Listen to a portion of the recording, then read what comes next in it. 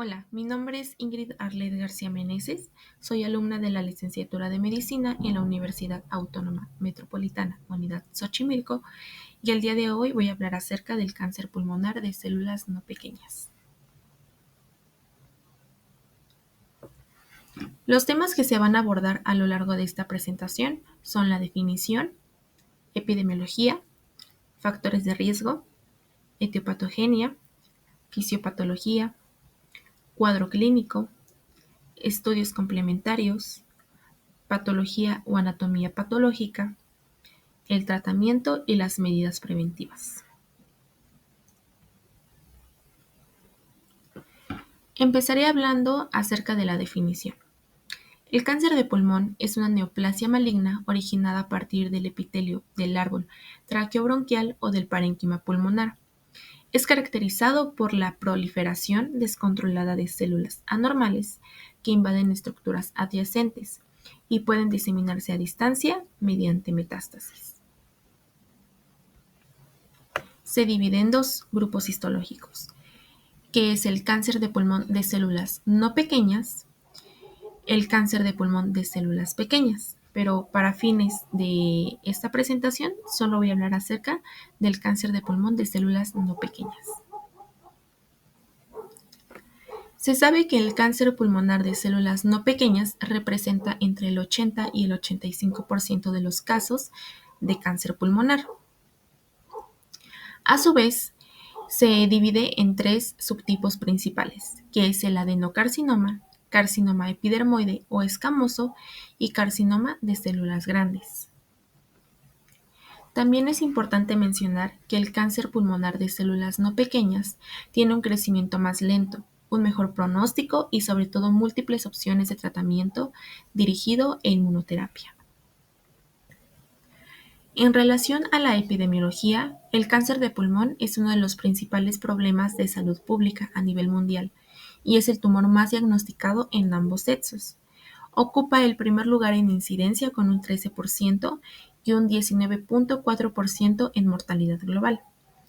En hombres, es el cáncer más frecuente y la principal causa de muerte, mientras que en mujeres ocupa el tercer lugar en incidencia y el segundo en mortalidad. También se sabe que en México se encuentra en el quinto lugar en incidencia con un 5.7% y el primero en mortalidad con un 9.7%. Más del 70% de los casos se diagnostica ya en etapas avanzadas o metastásicas. Ahora hablaré de los factores de riesgo. Los factores de riesgo son fundamentales porque explican por qué se desarrolla el cáncer pulmonar y sobre todo cómo podemos prevenirlo. Aunque el cáncer de pulmón está más frecuente asociado al tabaco, existen otros factores implicados, tanto ambientales como genéticos y ocupacionales. El primer factor de riesgo y el más importante es el tabaquismo. Es responsable de entre un 85 y un 90% de todos los cánceres de pulmón, tanto de células pequeñas como de no pequeñas. Contiene más de 60 carcinógenos conocidos. Entre ellos se encuentran las nitrosaminas específicas del tabaco, el benceno, hidrocarburos aromáticos policíclicos, arsénico, cromo, cadmio y níquel. Estos agentes producen mutaciones en genes supresores tumorales como lo son el TP53, RB1 y activación de oncogenes como lo son el KRAS y el EGFR. El cáncer de células escamosas y el carcinoma de células pequeñas tienen la relación más fuerte con el tabaquismo, pero incluso las adenocarcinomas pueden presentarse en fumadores. El segundo factor de riesgo es el tabaquismo pasivo. La exposición al humo ambiental del tabaco incrementa el riesgo entre un 20 y un 30%, especialmente en personas que conviven con personas fumadoras. El humo de segunda mano contiene concentraciones más altas de algunas toxinas, porque se produce a menor temperatura y sin filtro. Es por esto que el tabaquismo no solo es una enfermedad individual, sino también es un riesgo colectivo de salud pública. El siguiente factor de riesgo es la exposición ocupacional. Determinados trabajos exponen a sustancias cancerígenas inhalables, que a largo plazo pueden generar mutaciones celulares. Entre ellos tenemos el asbesto. Este aumenta el riesgo hasta 50 veces si se combina con el tabaco. Se encuentra en materiales de construcción y en frenos de automóviles. El siguiente es el radón, que este es un gas radioactivo natural y es la segunda causa más frecuente de cáncer de pulmón en no fumadores. Comúnmente se encuentra en minas y viviendas mal ventiladas. El último es el silicio, cromo, arsénico, berilio, níquel y diésel, que son agentes reconocidos por la IARC como cancerígenos pulmonares. Que la IARC es la Agencia Internacional para Investigación del Cáncer.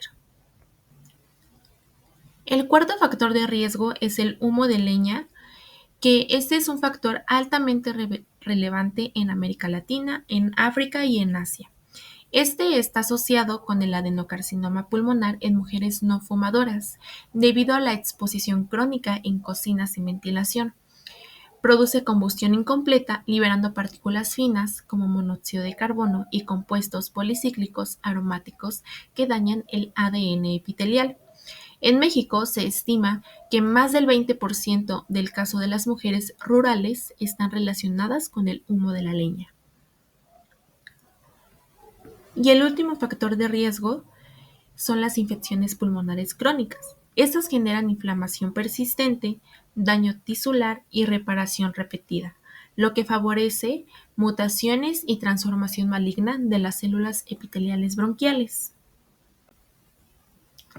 Ahora, pasando con su etiopatogenia.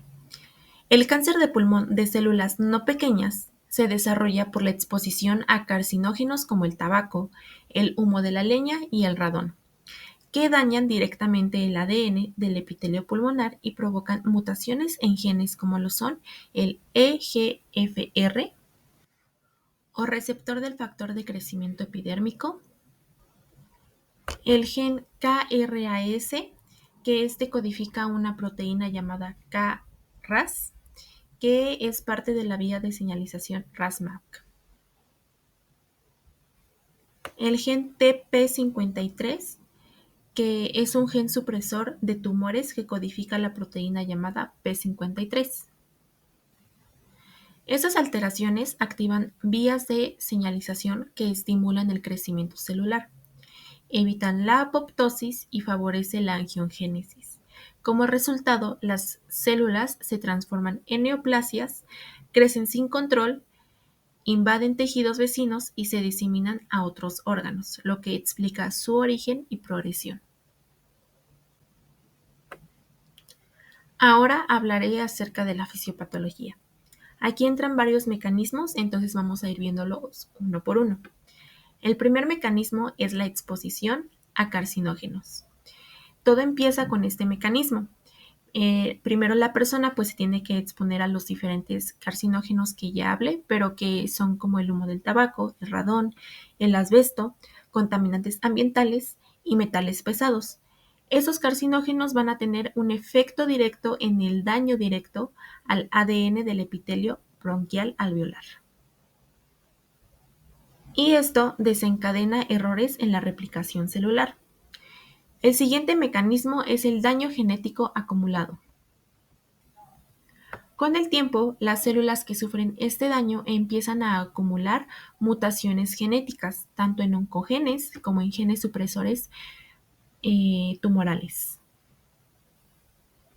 Los oncogenes son genes que normalmente estimulan el crecimiento celular, pero cuando se mutan se vuelven hiperactivos. En el cáncer de pulmón no microcítico, los más importantes son los genes KRAS, EGFR,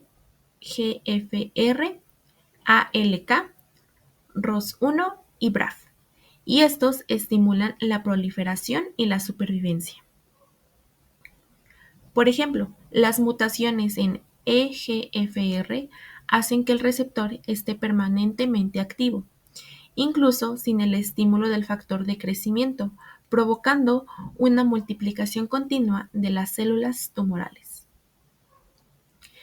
En esta parte también entra la inactivación de genes supresores.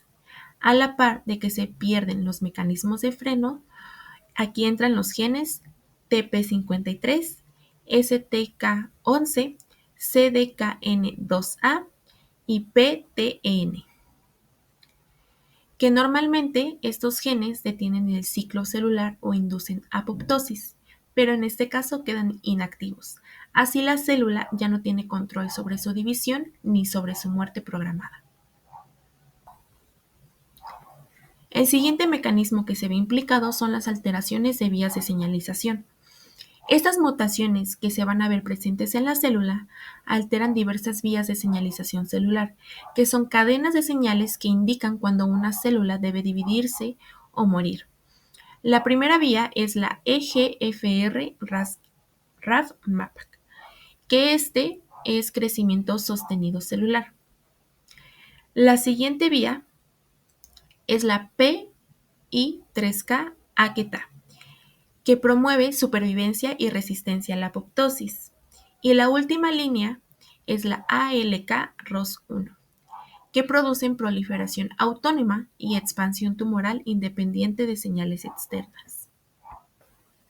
En conjunto, estas vías mantienen activadas de forma permanente las órdenes de crecer, dividirse y no morir, lo que convierte a la célula normal en una célula tumoral. El siguiente mecanismo en la fisiopatología del cáncer pulmonar de células no pequeñas es la transformación celular maligna. En este caso, inicia con una transformación maligna de las células epiteliales alveolares tipo 2 o de las células neuroendocrinas del epitelio bronquial. Estas células sufren alteraciones genéticas que las convierten en células tumorales. Entre los genes más comúnmente afectados están el TP53 y el RB1, lo que provoca pérdida del control del ciclo celular y proliferación descontrolada. Estas células tumorales adquieren una serie de características que las hacen malignas, conocidas como las propiedades distintivas del cáncer. En este mecanismo también encontramos las características adquiridas de las células tumorales. Dentro de estas características encontramos el crecimiento independiente, es decir, la célula ya no necesita estímulos externos para dividirse. El siguiente es la resistencia a apoptosis, lo que significa que no mueren cuando deberían de hacerlo. La siguiente es inestabilidad genética. Esto permite que la acumulación de mutaciones y mayor agresividad tumoral. La última es capacidad de invasión y angiogénesis, que les da la habilidad de invadir tejidos vecinos y formar nuevos vasos sanguíneos para nutrirse. El siguiente mecanismo es la formación del tumor primario. Una vez que las células malignas comienzan a multiplicarse, se produce una expansión clonal, es decir, una proliferación de una misma línea celular anómala. Esto da lugar a una masa pulmonar sólida, que suele localizarse en el bronquio principal o cerca del hilio pulmonar. Posteriormente ocurre la invasión local, donde el tumor infiltra estructuras vecinas como bronquios, vasos, pleuras o mediastíneos. Esta invasión provoca inflamación crónica y estimula la secreción de citocinas, que promueve el crecimiento tumoral y la progresión de la enfermedad. El último mecanismo es la angiogénesis y la metástasis. Para mantenerse y seguir creciendo, el tumor necesita oxígeno y nutrientes, por lo que induce la angiogénesis, que es la formación de nuevos vasos sanguíneos. Esto se logra principalmente a través de la producción de VEGF, que es el factor de crecimiento endotelial vascular. Con el tiempo, las células tumorales pueden desprenderse y diseminarse por la vía hematógena o linfática, originando metástasis. Las localizaciones metastásicas más frecuentes en el cáncer de pulmón de células no pequeñas son el hígado, las glándulas suprarrenales, el cerebro, los huesos y la pleura.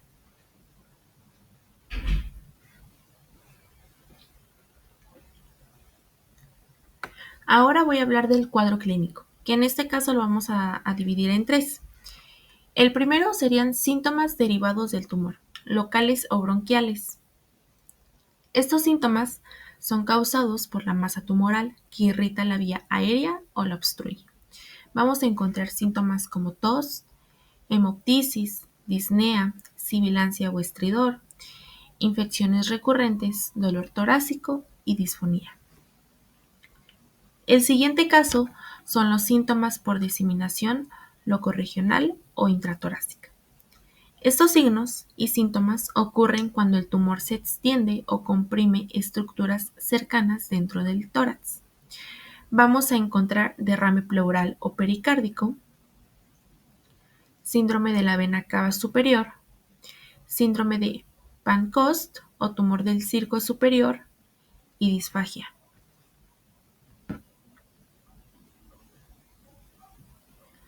Los siguientes serían síntomas sistémicos y por metástasis a distancia. Estas son manifestaciones generales o aquellas que son causadas por la diseminación del cáncer a órganos lejanos, es decir, la metástasis. Aquí vamos a encontrar síntomas constitucionales. Incluyen la pérdida de peso inexplicable, pérdida del apetito, como la anorexia, y la fatiga o debilidad constante. Los siguientes serían neurológicos, óseos y hepáticos. En este caso ya vamos a encontrar signos y síntomas en caso de metástasis. Y por último tenemos síndromes paraneoplásicos.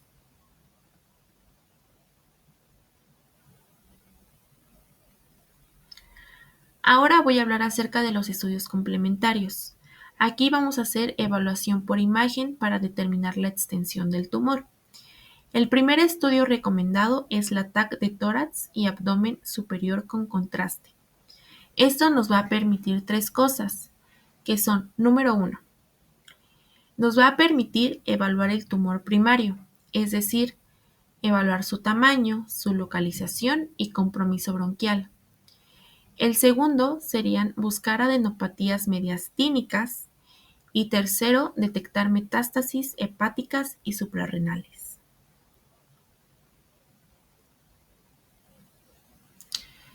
También vamos a poder hacer una tomografía por emisión de positrones con TAC. Esta también nos permite tres cosas. Número 1, tiene alta sensibilidad para detectar enfermedad metastásica. 2, identifica metástasis no sospechadas hasta un 25% de los casos. Y 3, sin embargo, no siempre se requiere en SCLC o carcinoma neuroendocrino pulmonar altamente maligno, ya que la mayoría de los pacientes ya presentan enfermedad extensa al diagnóstico.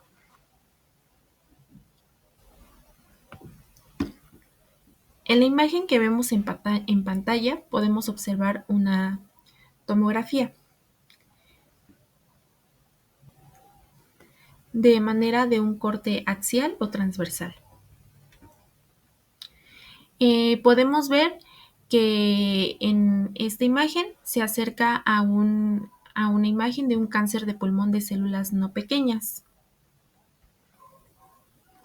A su vez, también podemos observar que se ubica una masa en el lóbulo superior izquierdo con compromiso periférico y parenquimatoso, no iliar ni central. Es una lesión voluminosa que produce desplazamiento mediastínico. Tiene bordes irregulares, heterogéneos, con áreas de densidad aumentada, ausencia de patrón iliar central compacto, Este patrón lo podemos ver más frecuentemente en cáncer de células pequeñas y pues también nos observan adenopatías mediastínicas prominentes en este corte.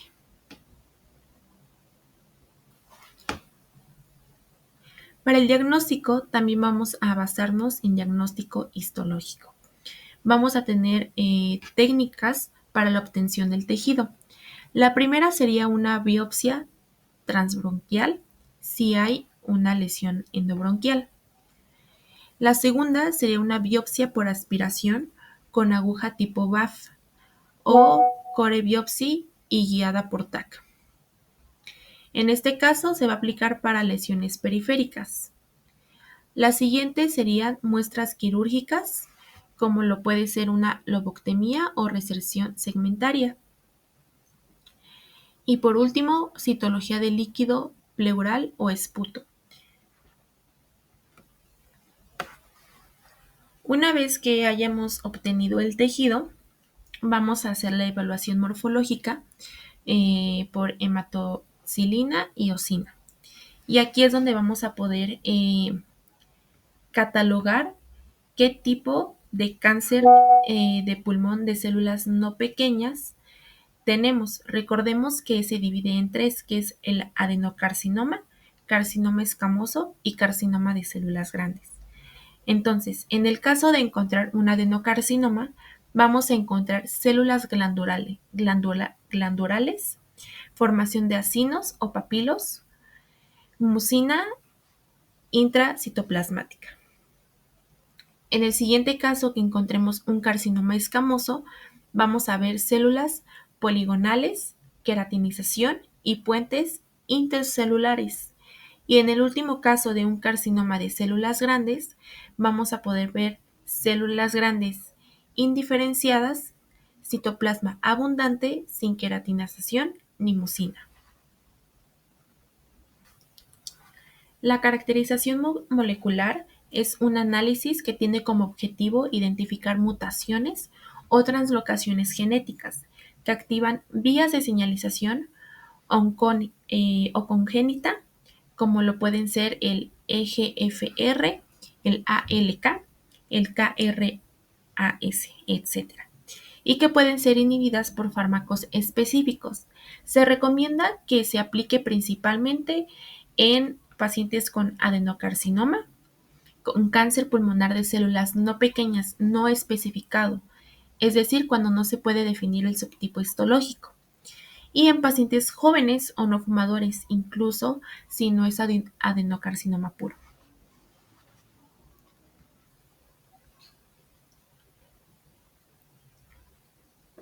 En esta tabla encontramos los genes más importantes que se evalúan mediante la caracterización molecular.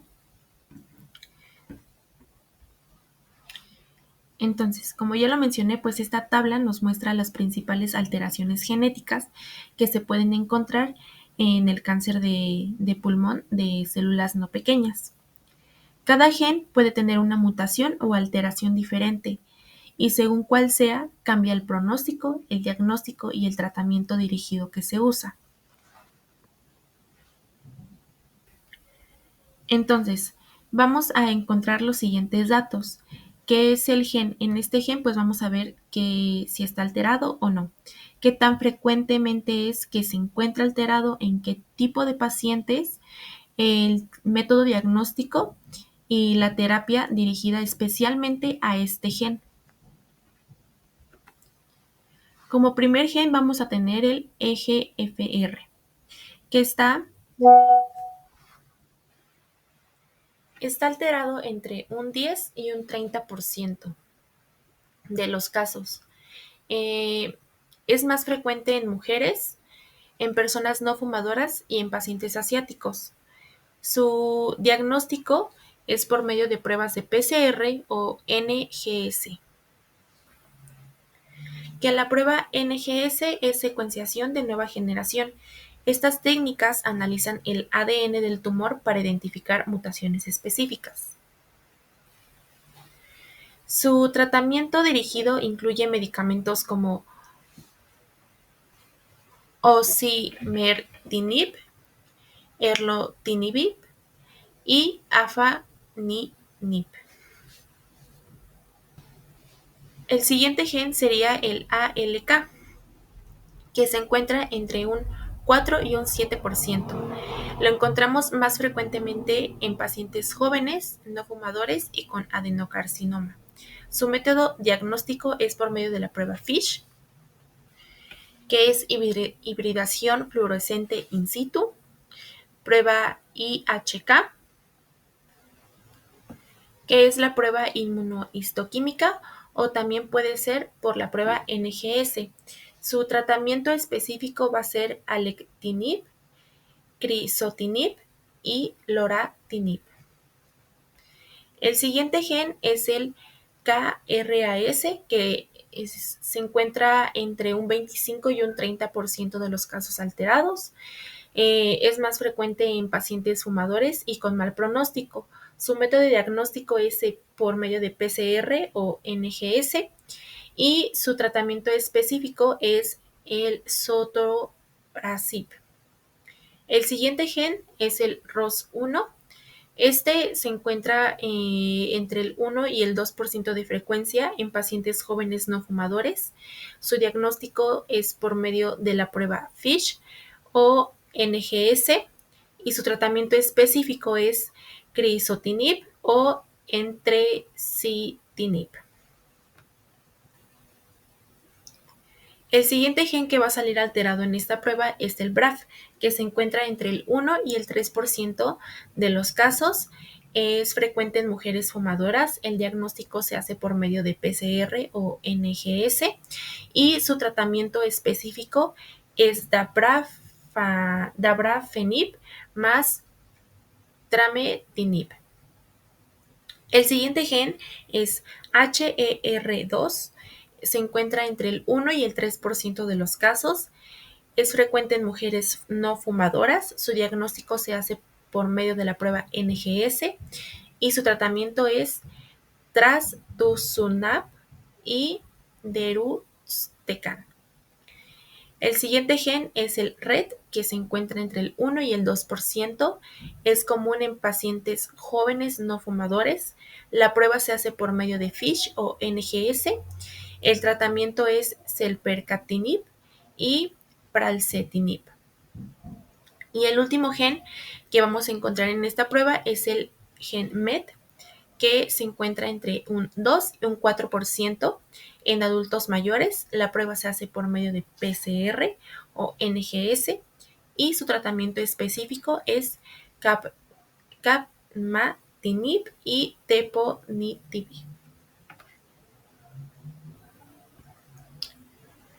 Este estudio tiene una gran importancia clínica, ya que nos permite, como número uno, seleccionar la terapia más efectiva para el paciente, ya que sabemos específicamente cuál es el gen que está alterado. Pues esto obviamente es lo que nos permite saber qué fármaco es el que vamos a darle específicamente para que sea sobre ese gen. La segunda importancia clínica es que mejora la supervivencia libre de progresión y la calidad de vida. Y el tercero es guía la elección entre terapia dirigida, inmunoterapia o quimioterapia.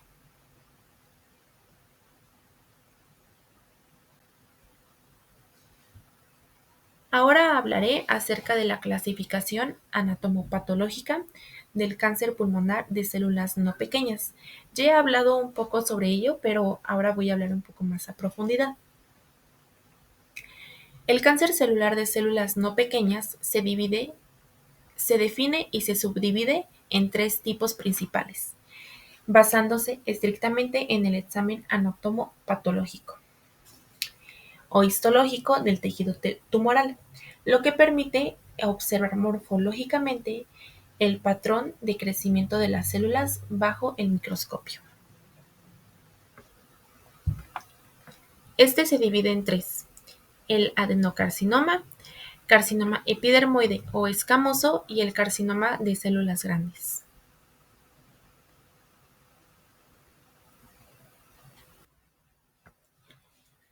Voy a empezar a hablar acerca del adenocarcinoma. El adenocarcinoma se caracteriza por mostrar diferenciación glandular o la capacidad de producir mucina, con células que crecen formando estructuras tubulares o acinares a lo largo de las paredes alveolares preexistentes, o un patrón lipídico, siendo a menudo positivo para TTF1, que este es el factor de transcripción tiroideo 1.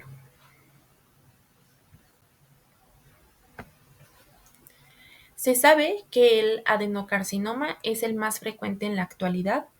Su localización usualmente es periférica. Su asociación clínica es que predomina en mujeres no fumadoras o fumadores ligeros y se relaciona con la mutación del EGFR. Que recordemos que este gen es el que codifica el receptor del factor de crecimiento epidérmico.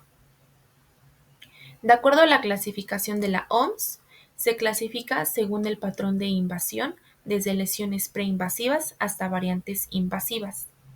Las lesiones preinvasivas son hiperplasia adenomatosa atípica, adenocarcinoma in situ menos de 3 centímetros. El adenocarcinoma mínimamente invasivo es entre menos de 5 centímetros y menos 5 milímetros de invasión. Y el último es el adenocarcinoma invasivo, que es clasificado por patrones predominantes y agrupado por grados. El grado 1 es predominante lipídico, más de 5 milímetros de invasión. El segundo es grado 2 acinar y papilar, y grado 3 micropapilar y sólido con producción de mucina. Sus variantes invasoras son el mucino, coloide fetal y entérico.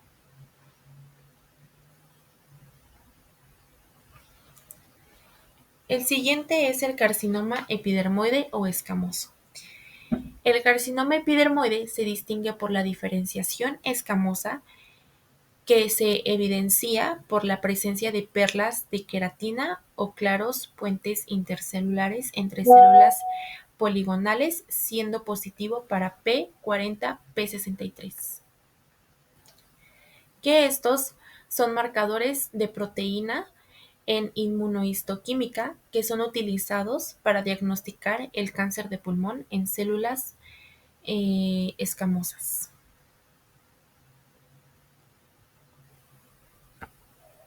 Su localización tiende a ser central. Su asociación clínica es que está fuertemente asociado con el tabaquismo. Los subtipos, de acuerdo a la OMS, es queratinizante, es decir, que presenta evidencia histológica de producción de queratina, queratinización o perlas de queratina. El siguiente es no queratinizante, es decir, que carece de evidencia clara de queratinización, pero aún muestra las características celulares del carcinoma epidermoide.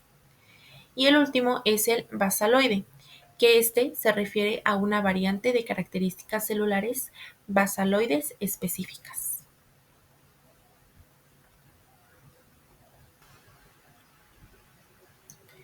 El último es el carcinoma de células grandes. Esta es una neoplasia epitelial de células grandes sin diferenciación citohistológica o inmunohistológica hacia adenocarcinoma, carcinoma escamoso o carcinoma de células pequeñas.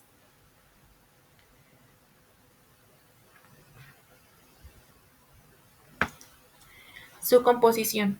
Este está compuesto de células indiferenciadas. Su localización es que tiende a ser periférico, pero puede ocurrir en cualquier sitio. Su clasificación son tumores indiferenciados exclusivamente, actualmente en la categoría de CCG o carcinoma de células caliciformes. Solo se incluyen aquellos tumores que no muestran criterios morfológicos o inmunohistoquímicos de diferenciación hacia adenocarcinoma o carcinoma epidermoide. Su diagnóstico se confirma por exclusión si no hay patrón de diferenciación morfológica basándose en el perfil de inmunohistoquímica. Actualmente solo incluye tumores indiferenciados.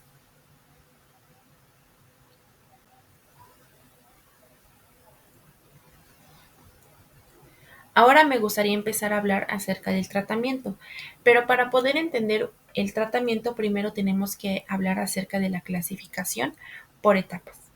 Esta clasificación es la base para decidir la estrategia general del tratamiento. Tenemos primero la etapa clínica 1 y la etapa clínica 2. En esta etapa es temprana y localizada.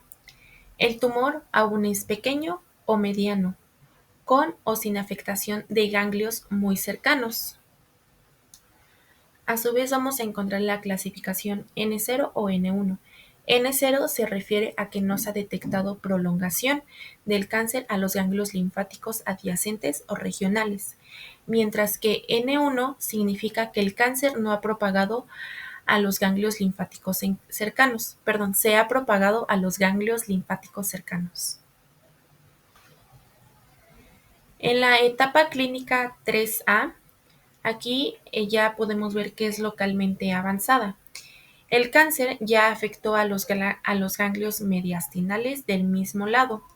N2 significa a que justamente las células cancerosas se han propagado a 4 ganglios o más ganglios linfáticos cercanos. Y por último tenemos la etapa clínica 4, que esta ya es metastásica. El cáncer se ha diseminado a un órgano distante.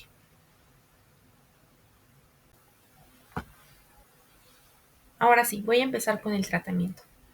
El primero es el tratamiento de la enfermedad temprana en etapa clínica 1 y etapa clínica 2. La base del tratamiento en ambas etapas es la resección quirúrgica completa, siempre y cuando el paciente sea médicamente operable. En este caso vamos a tener el tratamiento para tumor primario en estadio 1 y en estadio 2. Primero tenemos que tener la evaluación prequirúrgica. Es decir, que antes de la cirugía es crucial evaluar la función pulmonar mediante espirometría o el volumen expiratorio forzado o FEBI1, que pues este es el valor clave para determinar la tolerancia. Que bueno, el volumen expiratorio forzado es el que nos indica cuánto aire puede expulsar el paciente en un segundo. Dependiendo el tipo de cirugía que se va a realizar, ese tiene un valor mínimo, o sea, es decir, que el FEBI cambia. En el caso de la neumonectomía, que significa la extirpación de todo el pulmón, el paciente debe de tener un FEBI mayor o igual a 2 litros para poder tolerar la cirugía. En cambio, en una lobectomía, que es la extirpación de un solo lóbulo del pulmón, el FEBI debe ser mayor o igual a 1.5 litros o al menos el 80% del valor que se tenía antes.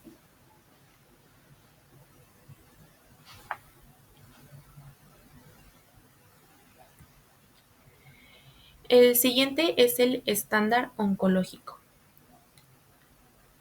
La cirugía sigue siendo la modalidad terapéutica recomendada para ambos estadios, tanto en la etapa clínica 1 como en la etapa clínica 2. Mientras que la lobectomía se considera la cirugía mínima oncológica. Esta ofrece la mejor supervivencia en comparación con resecciones limitadas, aunque también hay alternativas quirúrgicas, en el caso para los inoperables o tumores pequeños. Si el paciente no es operable por comorbilidad hasta el 20% de los casos, o si el tumor es pequeño y periférico, es decir, menos o igual a 2 centímetros, se decide por hacer una segmentomía, que es una resección anatómica o resección en cuña o resección no anatómica. El objetivo de esta cirugía es extirpar completamente el tumor con márgenes oncológicos adecuados, manteniendo la mayor función pulmonar posible. Para poder hacer la extirpación del tumor, tiene que tener eh, menor a 3 centímetros, sin evidencia de metástasis ganglionar ni a distancia, confirmación histológica por biopsia, evaluación mediastinal negativa o mediastinoscopía y paciente con función pulmonar adecuada, como ya lo había mencionado. En estos casos, la cirugía puede considerarse como el tratamiento inicial, y seguida obligatoriamente de quimioterapia adyuvante con platino etoposído. El siguiente es la radioterapia esterotóxica corporal, que esta es una de las técnicas más avanzadas en el tratamiento del cáncer pulmonar de células no pequeñas en etapas tempranas. Esta permite administrar dosis muy altas de radiación de manera precisa y localizada, destruyendo el tumor sin dañar el tejido pulmonar sano circundante.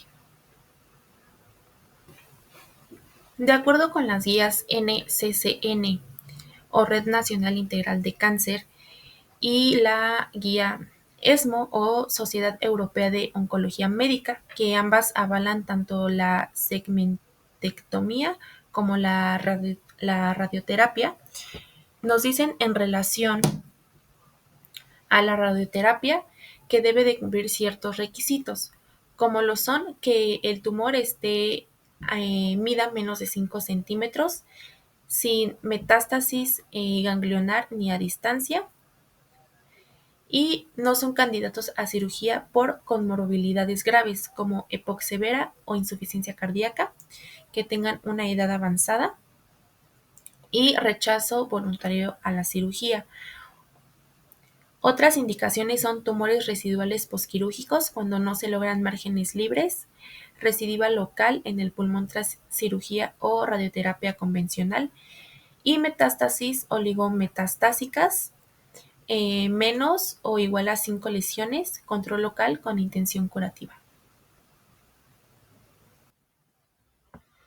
Ahora hablaré acerca del tratamiento del mediastino, igual para ambos estadios, etapa 1 y etapa 2. Su objetivo es obtener ganglios para estudio patológico, ya que tumores pequeños, o sea, a menos de 2 centímetros, pueden tener metástasis mediastinales ocultas, hasta el 20%. Tiene dos técnicas que se realizan durante la cirugía, que es el muestreo mediastinal y la disección mediastinal sistémica. En el caso del muestreo mediastinal, consiste en tomar una o más biopsias de ganglios linfáticos sospechosos, sin retirar todo el paquete ganglionar. Sus características es que se seleccionan las estaciones ganglionares más relevantes según el drenaje del tumor. Es menos invasivo y más rápido que la disección completa. Es ideal para confirmar estadificación eh, preoperatoria. En este caso, si la TAC o la FET muestran ganglios sospechosos, también en pacientes con comorbilidades que no toleran cirugías mayores, y permite diagnóstico citológico o histológico con la aguja fina de BAF o aguja de corte. En resumen, el muestreo busca confirmar si hay o no metástasis antes de decidir una cirugía mayor. En el caso de la disección mediastinal sistémica, eh, este es un procedimiento quirúrgico más amplio. Se realiza generalmente durante la cirugía de resección pulmonar, como puede ser la lobectomía o la segmentectomía, y esta consiste en extirpar completamente los grupos ganglionares mediastinales. Tiene tres objetivos. El número uno es asegurar la estadificación patológica exacta. El número dos, reducir el riesgo de recurrencia local. Y número tres, mejorar la supervivencia libre de enfermedad. En cuanto a la técnica, se deben retirar al menos 3 estaciones ganglionares mediastinales y una iliar. y las estaciones van a variar según el tumor. Y en cada estación se deben obtener al menos un ganglio y enviarlo por separado a patología, identificando su número anatómico. El tercer punto o el tercer tratamiento para la clase 1 y la clase 2 es el tratamiento adyuvante. Después de una resección completa, se basa en el riesgo y la recurrencia. Este tratamiento se refiere a la terapia administrada después de la cirugía con intención curativa para poder eliminar posibles micrometástasis residuales y reducir el riesgo de recaída. Primero tenemos la terapia dirigida o terapia blanco adyuvante. Este tiene un enfoque molecular. Esta terapia es específica para tumores con mutaciones en clase 1B y clase 3A con mutaciones de EGFR. El estudio ADUARA demostró que el uso de osimertinib, que es terapia blanco después de la resección, reduce drásticamente el riesgo de recurrencia, siendo un estándar en estos pacientes. Después tenemos la radioterapia adyuvante en clase 1 y en clase 2. La radioterapia posoperatoria no se recomienda como tratamiento estándar en general, ya que puede aumentar el riesgo de muerte. La indicación específica es que solo se considera beneficiosa en casos de afectación ganglionar confirmado por patología o cuando hay márgenes positivos tras la cirugía. Ahora voy a hablar acerca del tratamiento de la enfermedad localmente avanzada y resecable, es decir, clase 3B, 3C y 3A voluminosa. El objetivo de esto es controlar el tumor localmente y mejorar la supervivencia global. Y la cirugía tiene muy poco pronóstico bueno y no es tan viable. En este caso, el tumor ya invadió estructuras mediastinales o presenta una afectación ganglionar extensa, pero sin metástasis a distancia. Es por esto que, como ya lo mencioné, pues la cirugía ya no es una opción viable. Por lo tanto, el objetivo principal del tratamiento es controlar el tumor localmente y mejorar la supervivencia global. Ya lo dije. Y bueno, el tratamiento estándar para los pacientes con enfermedad localmente avanzada y resecable es la quimioterapia conmitante, es decir, administrar quimioterapia y radioterapia al mismo tiempo. Esta estrategia ha demostrado mejores resultados que aplicarlas de manera secuencial. La radioterapia actúa controlando el tumor localmente, mientras que la quimioterapia potencia la radiosensibilidad y trata la enfermedad microscópica. La combinación se logra mediante el efecto sinérgico que mejora la supervivencia global.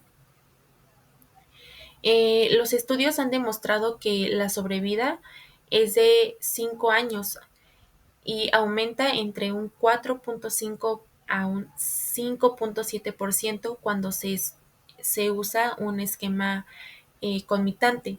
Aunque parezca un aumento pequeño en oncología pulmonar, es clínicamente significativo, ya que estos pacientes suelen tener un pronóstico pobre. En el segundo caso que tenemos esquemas de quimioterapia conmitante, pues en este caso se utilizan junto con la radioterapia. El más respaldado por la evidencia es la combinación de cisplatino más etoposide, aunque también puede usarse en esquemas de platino y pemetrexed con adenocarcinomas.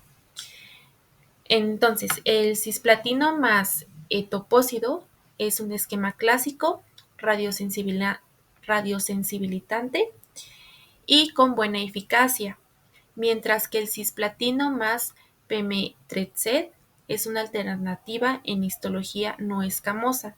Se administra de manera concurrente con radioterapia de 3 ciclos eh, en 3 semanas. La idea es que la quimioterapia controle la enfermedad microscópica y actúe como potenciador de la radiación sobre el tumor primario. El siguiente punto es la consolidación con quimioterapia. Una vez que el paciente termina la quimiorradioterapia y ha tenido buena respuesta, se añade una fase llamada consolidación con inmunoterapia. El fármaco más utilizado es el durvalumab, que es un anticuerpo monoclonal anti-PDL1. Este se administra por vía intravenosa cada 2 semanas durante 12 meses y el objetivo es mantener la respuesta lograda y prevenir recaída al reforzar la inmunidad antihumoral. Y como último tenemos el aumento de la dosis de la radioterapia. En el pasado se pensaba que aumentar la dosis de la radiación podía mejorar los resultados, pero estudios como RTOG 0617 demostraron lo contrario. Una dosis superior a 60 Gray, que es la unidad del Sistema Internacional utilizada para medir la dosis de radiación absorbida, no mejoran el control tumoral y, por el contrario, aumentan la toxicidad pulmonar y cardíaca. Por eso, hoy el consenso es mantener la dosis estándar de 60 Gray.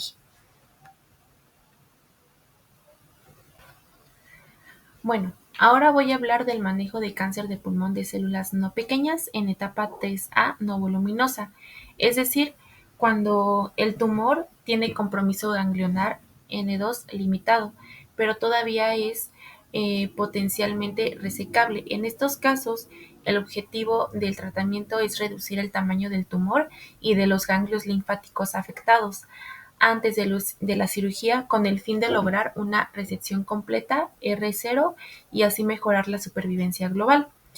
Aquí el tratamiento ya no es únicamente quirúrgico, sino multimodal, combinado con quimioterapia, inmunoterapia y cirugía de forma secuencial. El primer paso es la terapia neoadyuvante, también llamada inducción. Esta consiste en administrar quimioterapia, inmunoterapia o una combinación de ambas antes de la cirugía. Su objetivo clínico es reducir el volumen tumoral, disminuir la afectación ganglionar mediastinal, facilitar la resección quirúrgica completa y tratar micrometástasis ocultas desde etapas tempranas. Una vez que el paciente ha completado la terapia neoadyuvante y ha mostrado una buena respuesta, se procede a la cirugía post-inducción. Generalmente se realiza una lobectomía con disección ganglionar mediastinal. Solo se opera si hay respuesta parcial o completa del tumor y los ganglios N2 dejan de ser evidentes o están controlados. Y por último está la inmunoterapia neoadyuvante. En los últimos años ha surgido un enfoque más reciente y prometedor: la inmunoterapia neoadyuvante combinada con quimioterapia antes de la cirugía. Esta combinación busca no solo reducir el tamaño del tumor, sino también estimular el sistema inmune para eliminar células tumorales residuales y crear una respuesta inmunológica antihumoral. Ahora hablaré acerca del tratamiento de la enfermedad metastásica en estadio 4. Hoy en día, antes de decidir el tratamiento, se realiza un estudio de perfil molecular del tumor, es decir, se buscan mutaciones genéticas específicas que impulsan el crecimiento del cáncer. Si se detecta alguna de estas mutaciones, se puede usar la terapia dirigida, que consiste en inhibidores de la tirosina sinasa o TKI. Estos medicamentos bloquean las señales anormales que hacen que las células cancerosas crezcan. Para las principales mutaciones que tenemos, la primera sería la EGFR. Si el tumor tiene esta mutación, se usa como tratamiento de primera línea inhibidores de la tirosina sinasa o osimertinib, mientras que si está alterado el gen ALK, su tratamiento de elección es el alectinib.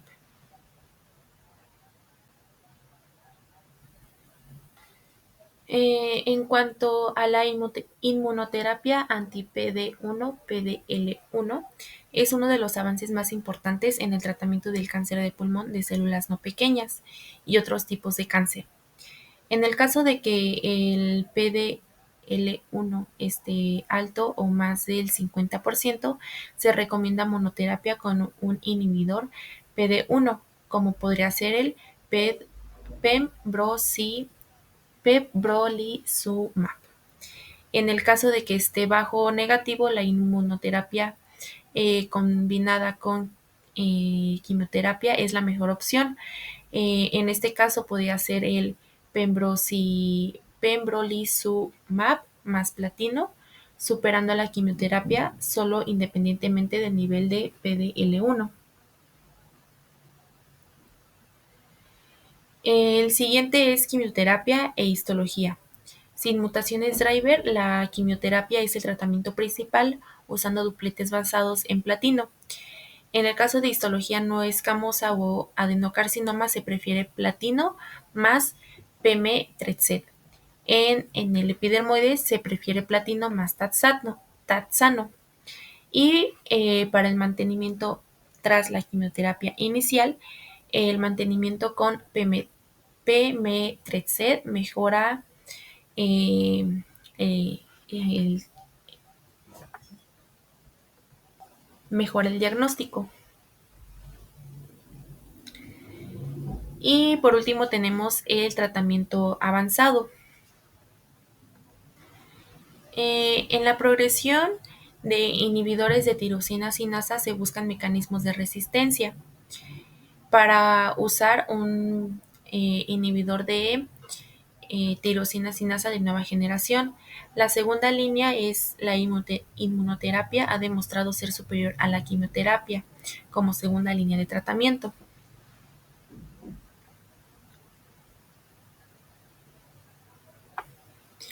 Bueno, y ya por último voy a hablar acerca de las medidas preventivas. La número uno pues sería dejar de fumar. Es la medida más importante. El riesgo de padecer cáncer se reduce drásticamente hasta un 90% a largo plazo con la abstinencia. Se ha visto que al reducir el consumo del tabaco hasta los 5 años, hay un 50% menos de probabilidades de padecer el cáncer y a los 15 años pues puede acercarse al de una persona no fumadora. También es importante evitar la exposición, es decir, controlar la exposición al humo de segunda mano y a carcinógenos ambientales laborales, como el radón o el aminato, o como también podría ser pues las personas que aún cocinan en leña, pues evitar esta exposición para tener un menor riesgo, principalmente las mujeres.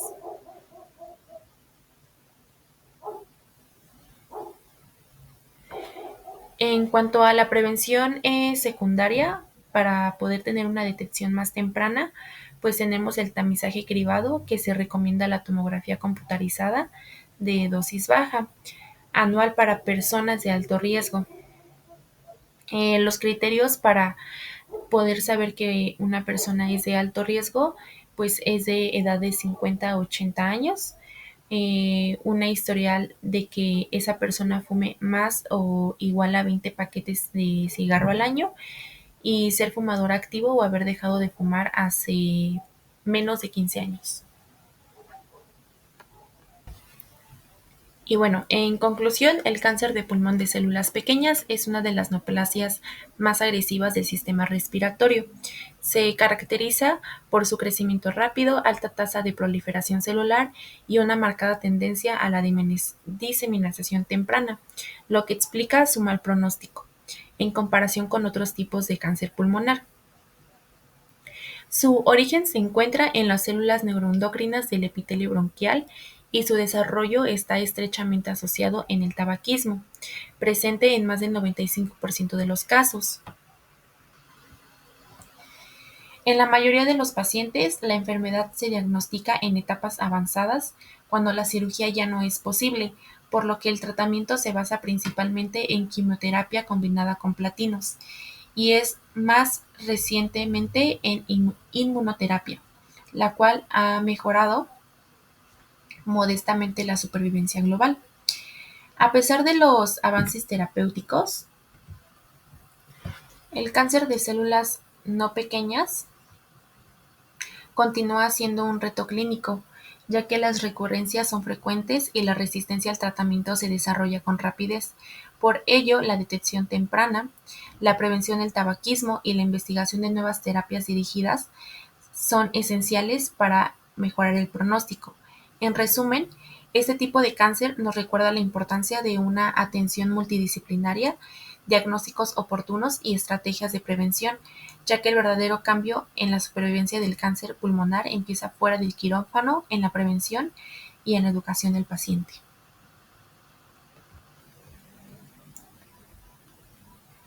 Y pues bueno, esto sería todo de mi parte. Muchísimas gracias.